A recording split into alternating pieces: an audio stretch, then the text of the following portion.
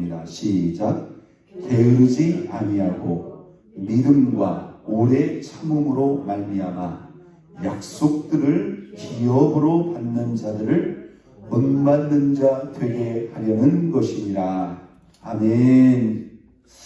우리는 아침마다 지금 우리가 하나님을 향하여 드리고 고백하는 믿음에 대해서 생각해보고 적용해보고 있습니다. 여러분, 하나님을 믿습니까?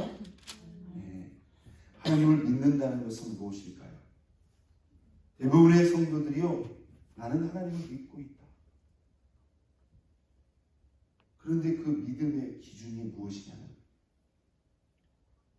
그게 다 내 나름대로의 생각일 수 있다.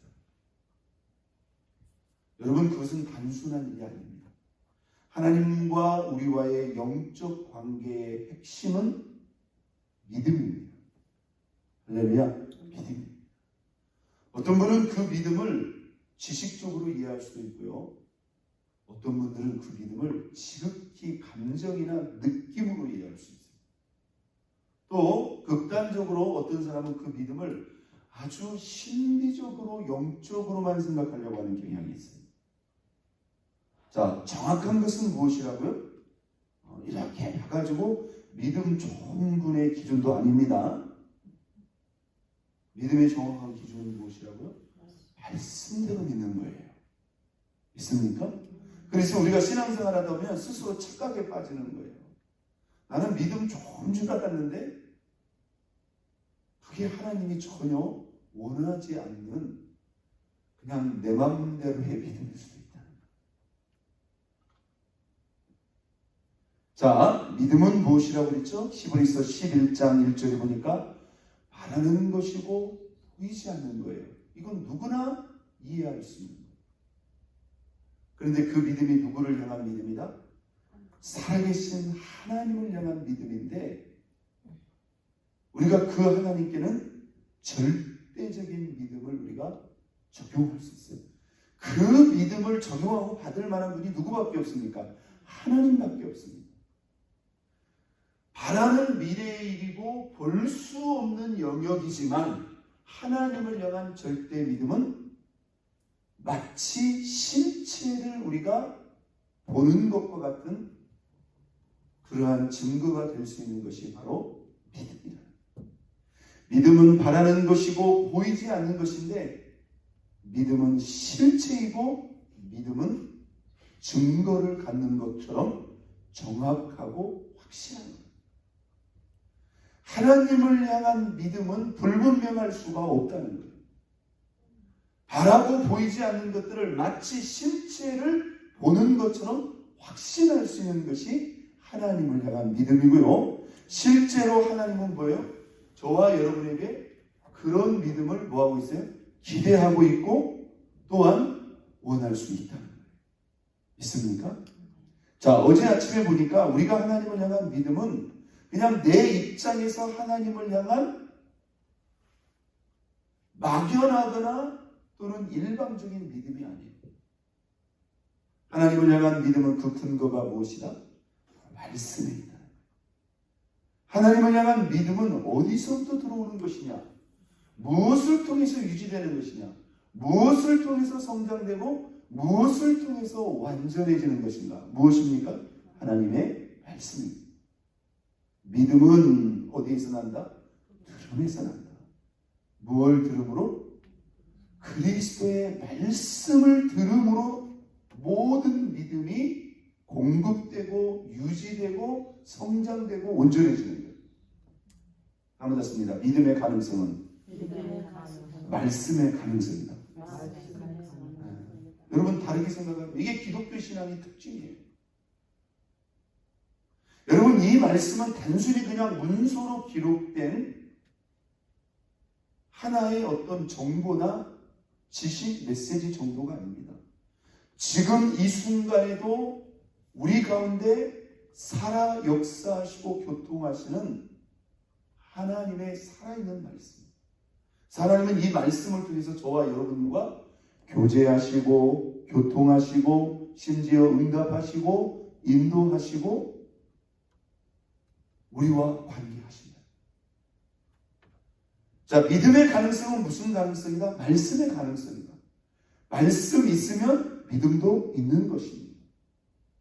그러니까 여러분, 현재 여러분의 믿음이 전부가 아니에요.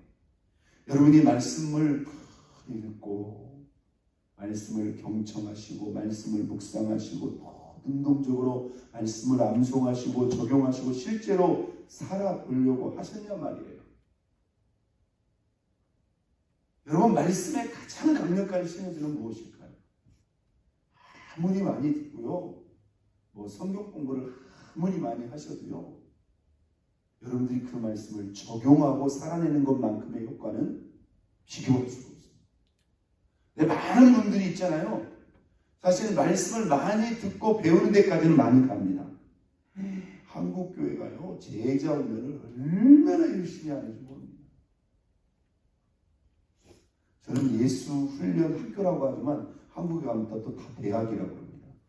그리고 못 배운 한이 있어가지고 무슨 대학 그리고 막 또 졸업하면 막 학사모까지 쓰고 막 기념차이지. 얼마나 성도들이 공부를 많이 했는지요. 신학생은 저리 가라고 목사님들이 힘들어요. 아니, 요즘에는 대학 교수들이 와서 설교를 많이 하시더라고요. 근데 여러분, 물론 모르는 것보다는 아는 게 분명히 믿음의 영향은 있습니다. 그것도 듣는 거니까. 그런데 말씀을 통한 믿음의 가장 강력한 효과, 가장 강력한 변화와 성장의 시너지를 이루는 것은 직접 우리 삶에 적용해 봤나 이거예요. 살아봤나 이거예요. 있습니까? 많은 사람들이 적용하지도 않고 살아보지도 않고 뭐라고 하지? 나 성경 많이 읽었어. 나 온갖 제자 훈련 다 했어. 그런데도 별로 뭐 달라진 것도 없던데. 안 달라진다고 하면 그것도 말이 안 되는 거고요. 저도 여러 번 가르쳐봤지만요. 그래도 듣고 배우는 사람이 안 배우고 안 듣는 사람하고 똑같을 수는 없습니다. 그러나 더욱 강력한 건 뭐예요? 적용해보고 살아요. 이게 말씀을 그냥 듣는다, 그리스도의 말씀을 듣는다고 하는 그 개념은 그냥 듣는 그 자체만이라고 생각하는 것은 너무 순진한 생각이죠. 한번 땄습니다. 들어야 한다. 들어야 한다. 두 분만 들으신 것 같아요. 들어야 된다. 들어야 된다. 배워야 된다. 배워야 된다. 묵상해야 된다. 묵상해야 된다. 적용해야 된다. 적용해야 된다. 실천하고 실천하고 살아내야 된다. 살아내야 된다. 듣는 목적은 거기까지 가기 위함이에요. 여러분, 듣기만 하여 자신을 속이는 자라고 했어요. 야고보서에 나오죠. 분명히 들어놓고 심지어 아멘을 해놓고 은혜 받았다고 고백까지 해놓고는요, 정작 그리로 안 가버립니다. 이게 우리 자신을 끊임없이 뭐하는 거예요? 기만하고 속이는 거예요. 그러니까 강력한 믿음의 세계로 뭐하지 못하는 것이다? 들어가지 못하는 거예요. 여러분, 예수 사랑 지금 여러분들이 계속 듣고 받고 있습니다. 그냥 생각만 하고 계세요. 그러면 별로 안 달라질 것입니다. 작은 것이든 뭐가 되었든지 내가 물한 것이라도 떠다 주고 내가 뭐라도 사랑을 살아봐야 되겠다. 섬겨봐야 되겠다. 한번 해보세요. 믿습니까? 얼마나 우리 주님이 구체적으로 말씀하십니까? 여러분, 우리 주위에는 강도 만난 이웃이 없을 것 같아요. 우리가 맘먹고 찾아보면 아무도 돌아보지 않는 그 사랑의 사각지대에 있는 사람, 하나님은 그들도 사랑하시기 때문에 하나님의 사랑을 깨닫고 받은 사람들이 아니고서는 누구도 그들을 찾아갈 수가 없기 때문에 그것을 지금 저와 여러분들에게 말씀하시는 거예요. 믿습니까?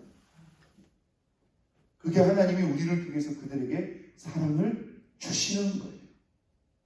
우리가 협조 안 하도요, 하나님 다 줄 수 있습니다. 믿습니까? 하나님 하실 수 있어요. 그런데 하나님은 이 위대한 통로가 저와 여러분이 되기를 원하는 거예요. 자, 믿으면은 여러 가지 속성이 있어요. 자, 오늘 본문 6장 12절에 보니까 뭐하지 아니하고 게으르지 아니하고.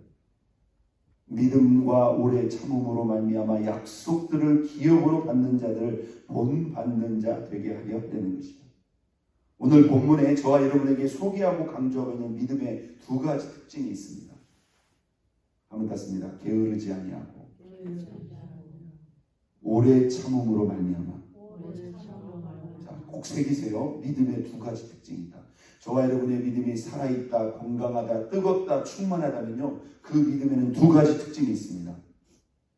검증의 기준이 될 수도 있겠죠. 한번 땄습니다. 열정이 있다. 인내가 있다. 열정이라는 것은요, 이건 자연스러운 반응이에요. 여러분, 하나님을 우리가 절대적으로 신뢰한다면 하나님을 향해서 열정이 없을 수 있을까요? 게으르거나 나태할 수 있을까요? 우리가 신앙생활 하다 보면요, 우리 마음속에 어느 순간 은근히 있잖아요. 그렇게 힘들게 그렇게 믿어. 이제 좀 쉬어서 가자. 천천히 가자. 아멘이 안 나오시네. 감사합니다.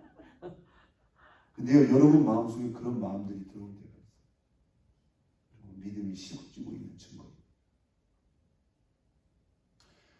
여러분, 하나님이 우리에게 베풀어 주신 그 믿음의 근거에는 여러 가지 근거가 있죠. 왜 우리가 하나님을 절대적으로 신뢰할죠? 절대적인 하나님이기 때문입니다. 그분은 우리의 절대적인 믿음을 받기에 합당하신데 왜 그렇습니까? 그분의 지혜, 그분의 능력이 한계가 없고 우리의 절대 신뢰를 받기에 합당한 지혜와 능력을 가지고 있기 때문이죠. 그런데 만약 그것만이라면요, 약간 뭔가 부족한 게 있어요. 절대적인 지혜, 절대적인 능력을 가지고 있지만 그분이 절대적인 사랑을 가지고 있지 않다면 우리가 절대적으로 바뀔 수가 없어요. 그런데 우리 하나님은 절대적인 지혜와 능력만이 아니라 그 아들을 우리의 모든 죄와 허물, 정확히 말하면 우리가 받아야 될 진노와 심판을 그 아들을 통해서 대신 받게 하기까지 상상할 수 없는 그 위대한 사랑을 우리에게 주시기 때문입니다. 여러분, 우리가 부모님을 신뢰할 수 있는 이유가 뭐예요? 그분이 지혜와 능력이 많아서, 정확히 말하면 사랑 때문이에요. 믿습니까? 그래서 우리가 신뢰의 1차적인 대상이 가족이 되는 거예요. 그래서 내가 믿을 수 있는 분이 가족이다. 왜? 사랑으로 연결되어 있기 때문이에요. 여러분, 청춘 남녀가요, 사랑으로 불붙기 시작하면 거기에는 뭐가 발생이 됩니까? 열정이 나오게 되어 있어요. 그래서 사랑은 뭣도 초월해버린다? 국경도 초월해버려요. 여기 지금 국경 초월해가지고 넘어오신 분들 많죠, 이게. 맞죠? 여러분들 다 국경을 초월한 거예요.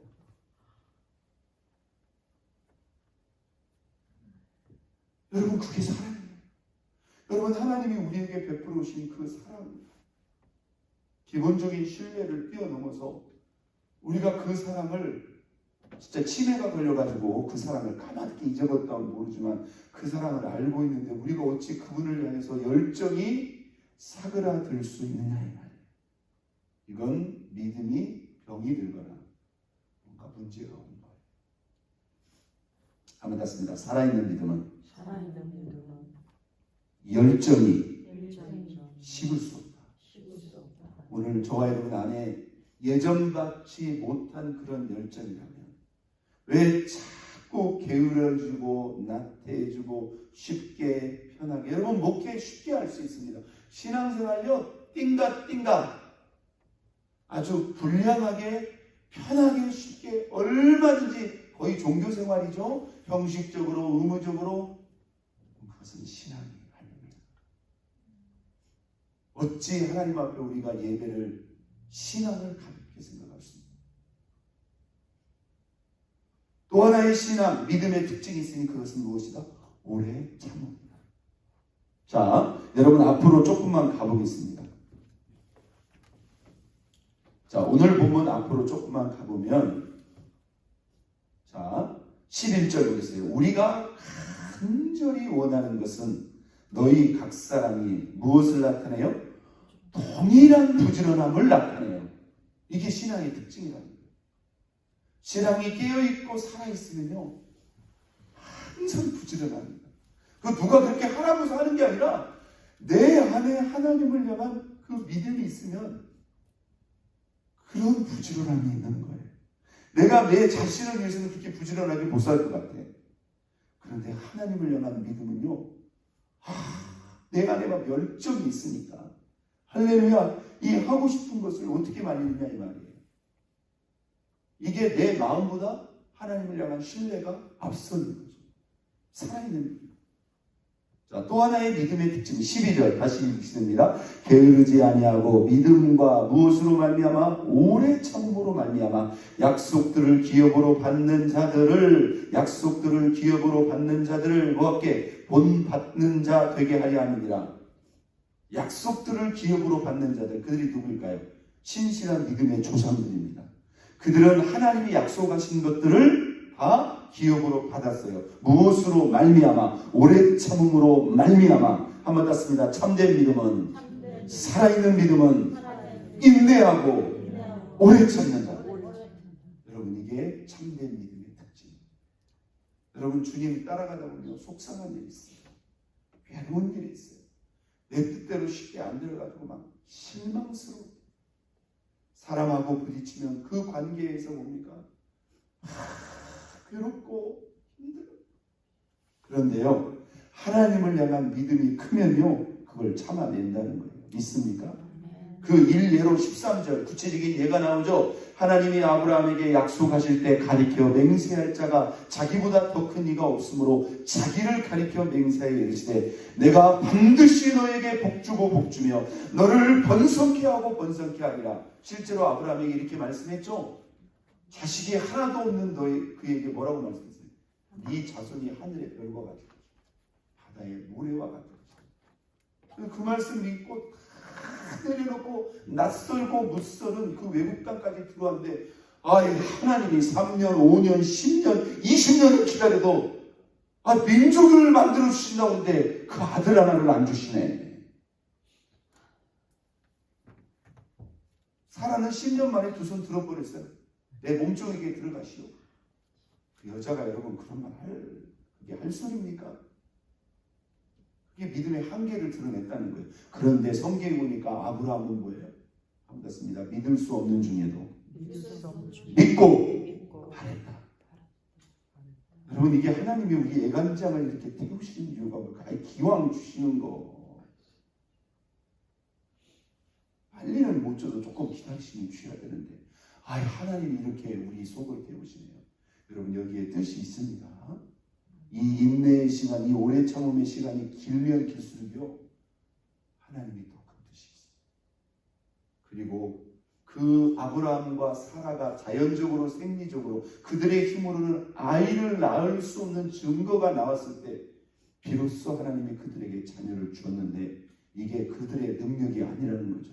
이건 하나님의 응답과 능력이라는 것을 분명히 하기 위해서죠. 자, 15절 눈을 크게 뜨고 그는 누굽니까? 아브라함이 어떻게 이같이 뭐하여 오래 참아 뭘 받았다? 약속을 받았다. 이게 시집장가 가면 그냥 쑥쑥 낳는 그냥 아들이 아닙니다. 그 25년을 왜 기다리게 했을까? 아브라함과 사라에게는 너무나 힘들고 어려운 시간이었지만요. 잘 들으세요. 하나님은 그 인내의 시간을 통해서 아브라함을 믿음의 조상이 될 만한 그런 믿음으로 만들어 가시고 연단하시고 완성시켜 간 걸 여러분 믿으시기를 바랍니다. 한번 닿습니다. 오래 참을수록 강해진다.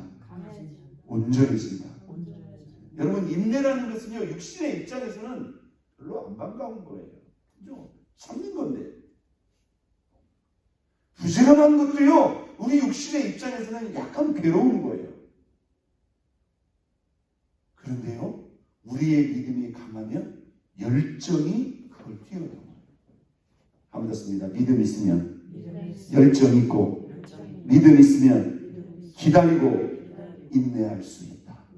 오늘 아침에 하나님께서 우리에게 교훈해 주시는 참된 믿음의 특징, 믿음이 있다면 열정 가운데 부지런할 수 있다. 믿음이 있다면 기다리고 오래 참을 수 있다.